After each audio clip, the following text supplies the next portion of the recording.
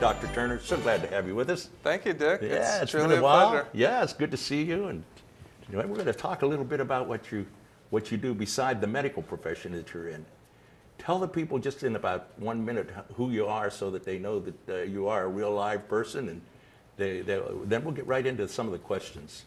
Sure, Dick. Well, my name is Michael Turner. I've been in the Tri-Cities since 2009. I'm originally from California, and been very happy here. It's been a great place for me and my family. By day, I'm a physician, and I enjoy that very much. But I think most importantly, I consider myself a Christian, and we need to live for God in everything that we do. That's our foremost identity. Yeah. Along the way, I got very interested in working in jail ministry, doing some Bible studies and encouraging people who were behind bars. And from that, God was working on me, and I had some very crucial conversations, and that led to what we have today, which is a ministry called Aspire Enterprises. And I'd love to answer more specifics about it, but that's the general idea. We started Aspire Enterprises, and the mission is to offer people with criminal records an opportunity to improve their lives through work. That's our mission statement. And you brought someone along with you that helps you, and why don't you introduce your guest?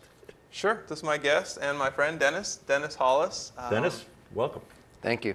He's Glad to be here. Yeah, he's been in the Tri-Cities a while and has been a real blessing to us because he is a general contractor and loves the Lord as well. So he's come alongside us and helped us, and we work together very well. And we can talk a little bit more about how the business works, but he's been instrumental. And so thank you, Dennis. Good. So welcome to Focus on Faith. And we'll get to you, Dennis. But right now, I want to get to your founder. Absolutely. And talk a little bit about Aspire. One of the things that you said in in one of your publications that I received, and I really like it, and I like to just read it because if you're not familiar with what we're talking about, you'll be familiar with how this ministry works. And what it says is, you're transforming lives by transforming their character.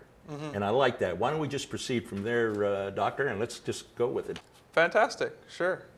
Well, offering people with criminal records an opportunity to improve their lives through work. That is our mission statement. It grew out of a desire to help people, men and women, who have been behind bars, reintegrate into society and start to improve their lives. And as you may know, as you can imagine, they encounter quite a lot of obstacles after being released. It's typically hard to find employment. There's background checks. And not only that, but you oftentimes have a lot of financial obligations after you've been incarcerated. You may have fines. If you had a DUI, there's several $1,000s of fines. You may have victim restitution. You may have back child support. You may have back alimony. And the legal fines, interestingly enough, have an interest rate with them, and it's pretty stiff. In Washington State, they have something called legal interest. And typical interest rate if you buy a car, something like that's 5 or 6%.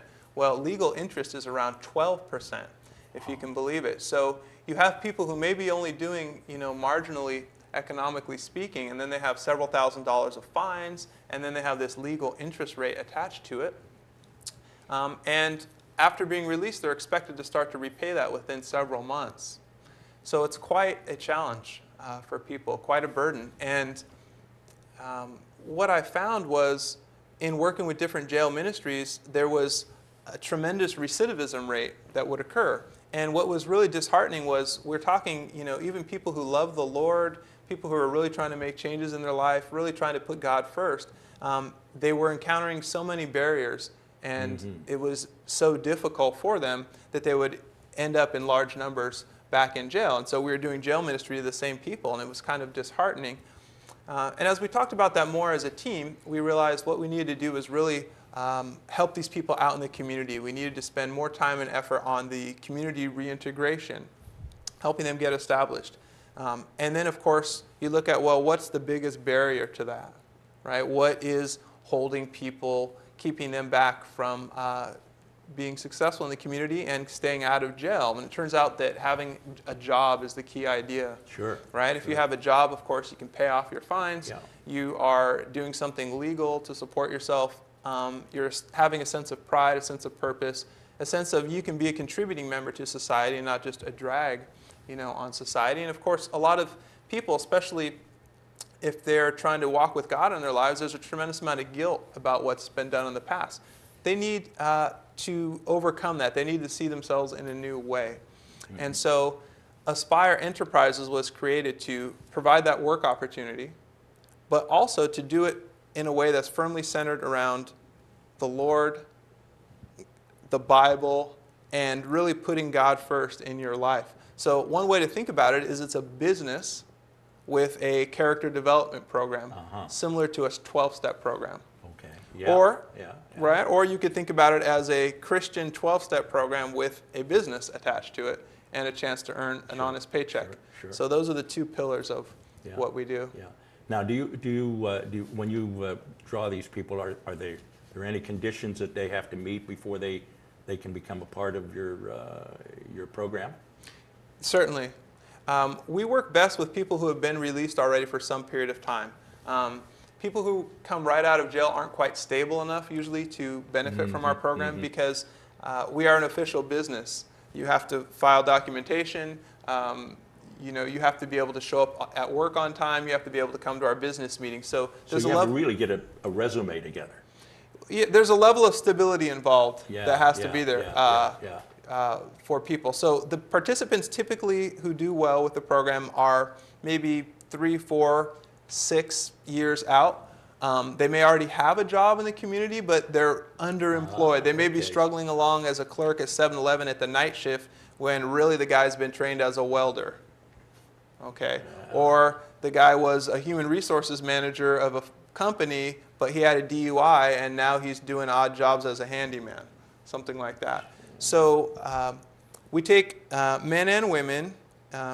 You have to have a criminal record. It doesn't matter what it is as long as it does not involve a sexual offense. And it doesn't matter when it happened. And we work with them. And there's a whole process to get into the company and to stay with us. It's not like people show up on day one and we put them on a job site. Yeah. And we do that because, first of all, we have to assess their character. We have to get a look at how serious is this person. What's his level of participation in the program? And we have a reputation of the business that is vital to uphold. Yeah. We need to treat our customers well with integrity. We're not going to send anyone out to the job site who has questionable behavior or character. So before anyone gets to the job site, they're interviewed, there's a background check, they have to go to 4 consecutive Bible studies that we host, and we work together and even put them on some trial type jobs before we put them out to work for the company. So there is a preparation for them before, and the further they get away from their incarceration, the better it is because they've unmasked themselves and they've changed their living habits and they are probably a lot more stable. Now, how does Dennis work in with that? Because he's your contractor. So Dennis, what do you do with these people?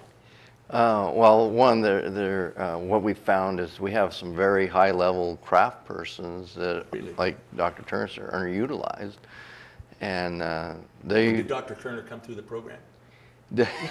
Oh, okay.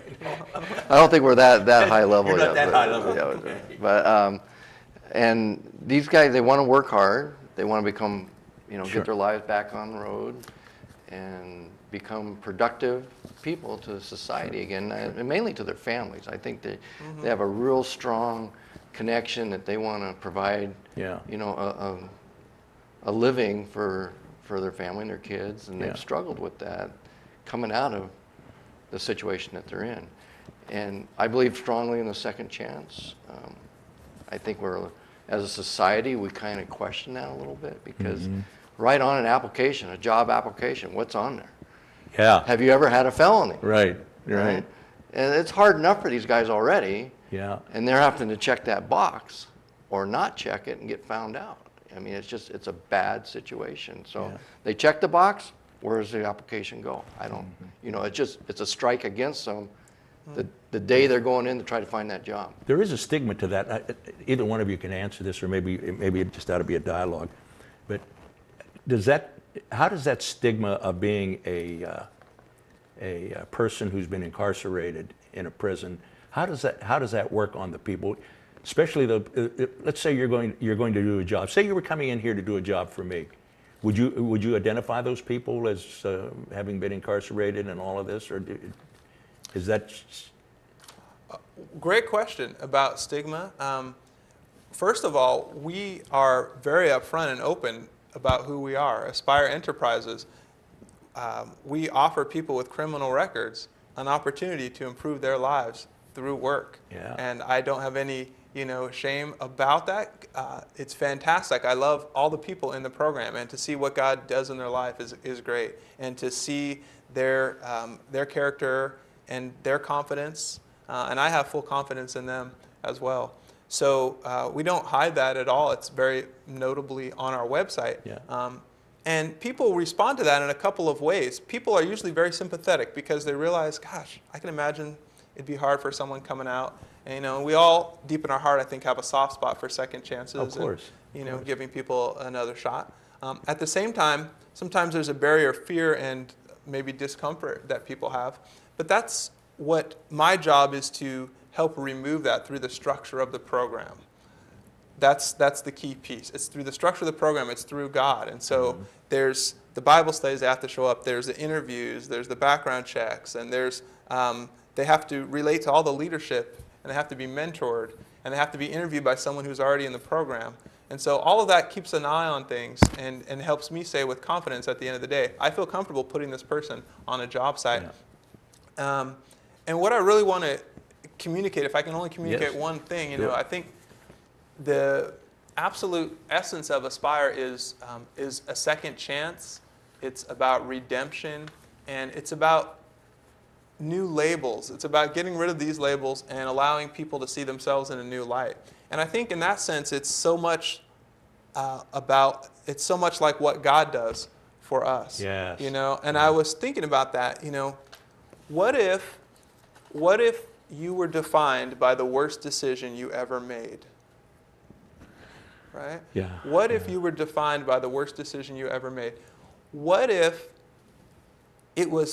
you were publicly and forever known by the worst decision you had ever made?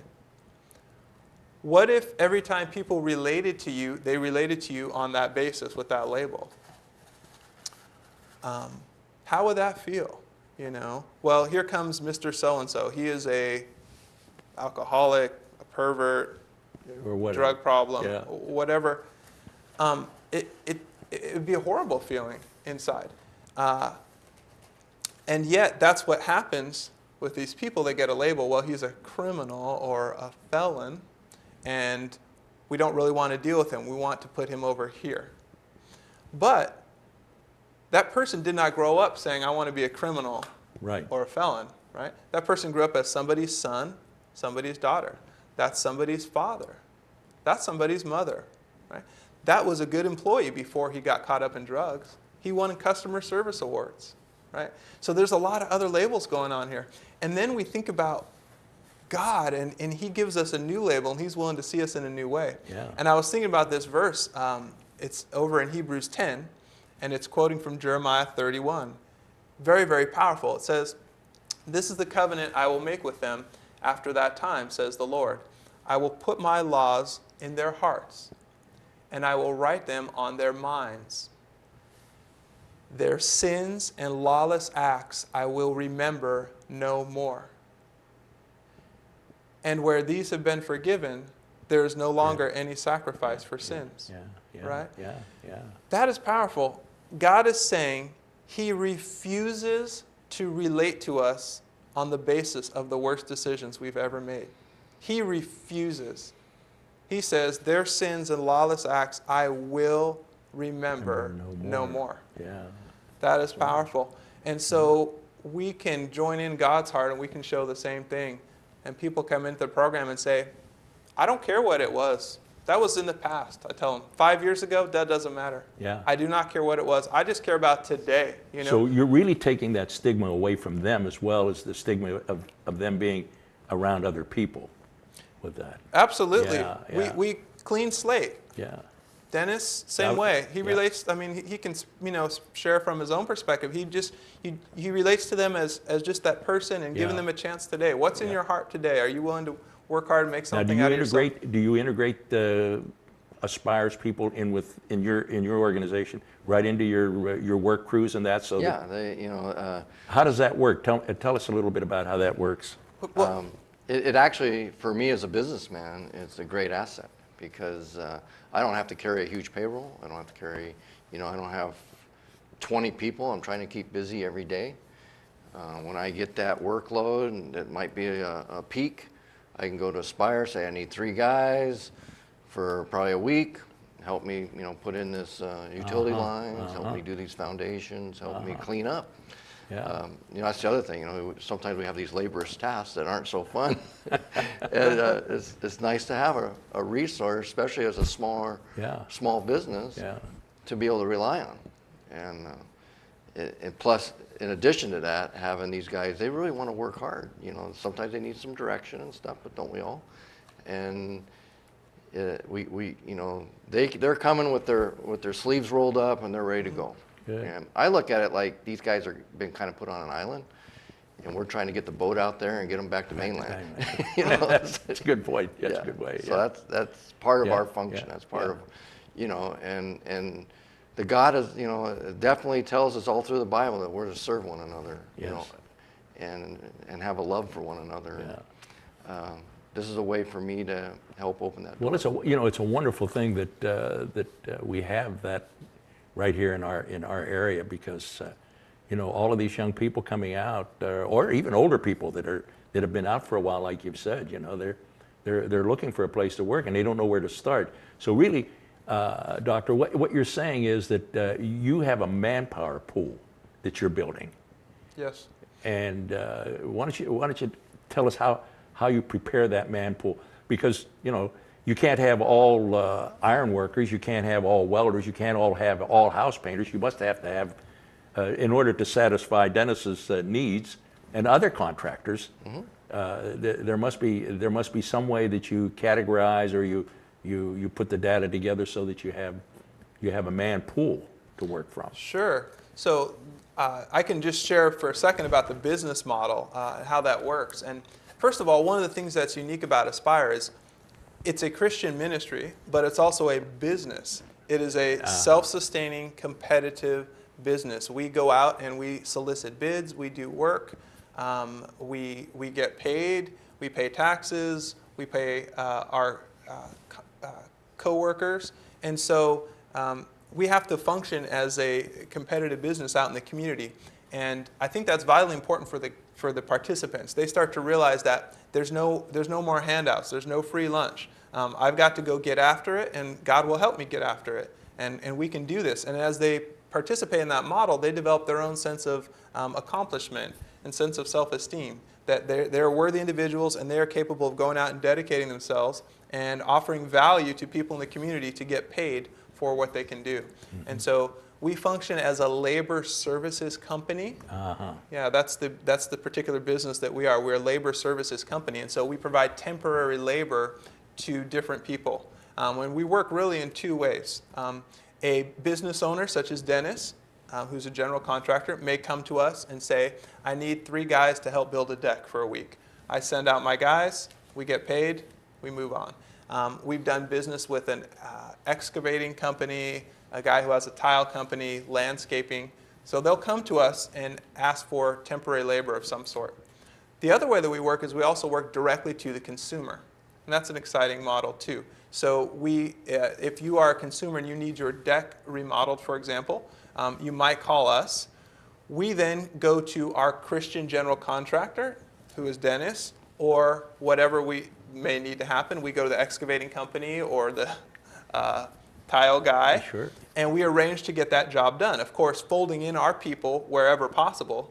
But the real beauty and flexibility of the business model is that we can get any job done because we just call on our connections. If someone comes to me and wants their whole room added to their house, I call on Dennis, who's my connection.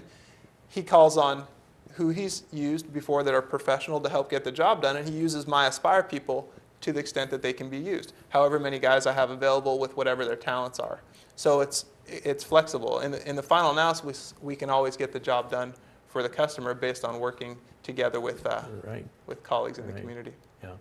And Dennis, you have a relationship with Aspire, so that you can always say, hey, I'm going to have this job down the road, I'm going to need these kinds of people, so that there is always a steady supply of not only work, but there's also a steady supply of people to perform that work. Yeah, and it's like any business. I mean, if Aspire at that time is unable to fill those slots, then I have to get it done elsewhere by my other subcontractors or other sources. But, you know, I can work with Dr. Turner and Aspire and Yeah. find out if that's available and if that resource is there. And that's something that we've talked about. We have to be very honest about, you know, can we get this done? Yeah. Sometimes you can't always say yes. You Yes, know? yes, yes. Right. Even though it's hard, but Right. and that's another. We don't want to put ourselves in a bad situation Yeah. that we're not able to Yeah. get a job done either. Good. So to bring this thing down to where you know, our viewers may have some questions on it, tell us how they get in contact with you, and what kind of people should be contacting you. How does that work? Sure. We have a website and we have a phone number that We'll I put think that up on the we'll put up screen. on the screen here in a minute. And essentially, I think there are three ways that you, as the viewer, could get involved and work together with us. Number one is work opportunities. So if you have work opportunities around your home or business, maybe you need a room painted, maybe you need kitchen remodeled, cabinets done, tile done, some yard cleanup, any type of work opportunity, or maybe you know a neighbor who does, you're welcome to call our number, and that number will go through right to our job foreman, and we'll come out, we'll set up a bid, we'll get that taken care of for you. Perhaps you are a small business owner yourself. Perhaps you do tile or cabinetry or landscaping or something like that, and you occasionally need some extra help. Again, you can contact us and we'd be happy to work with you and see if we can help meet your business needs. The second way people can get involved is as a volunteer. We welcome committed volunteers who love the Lord. The key word is committed. A lot of people are enthusiastic and supportive of the program, and we appreciate that very much, but what we most need is that commitment that can be there week in and week out, so that we have the stability from which to build and really minister in the best way to the participants. It doesn't have to be a lot of a time commitment, even with as little as 2 hours a week. If you have that commitment, that heart for God and that heart for these people, we can find a place for you. We have opportunities, for example, with our business development team. We have a gentleman who's an accountant who donates his time to handle payroll. We have someone who has a marketing background who donates his time. We have someone who has a project management background who donates his time. We have opportunities if you want to sign up to be a mentor for any of the individuals, if you want to help be on the prayer team, if you want to simply promote us through social media, if you have a Twitter account or Facebook or something along those lines, and you want to help simply spread the word about Aspire, would be fantastic. If you have a background in publicity or marketing, of course, that would be great. So if you are potentially interested in volunteering with as little as 2 hours a week, please just get in touch with us and we'll find a way to fit you into that. And then the final way would be donations to the program. What's unique and I think compelling about Aspire is that we don't require consistent influx of donations financially in order to move forward, because there's a competitive business model. Every time a job is done, some of that money circulates back to the company to help us build up and take care of our expenses. So all we really needed was some startup money, which we've gotten at this point, which is a real blessing. But if people want to donate financially, it would be certainly helpful. There are ongoing business needs like insurance, website maintenance, gas cards for the participants to help them get to and from the job site. We'd like to invest in some uniforms, that kind of thing. On the character development side, we have our Bible studies on Wednesday night, and we have a prayer breakfast once a month.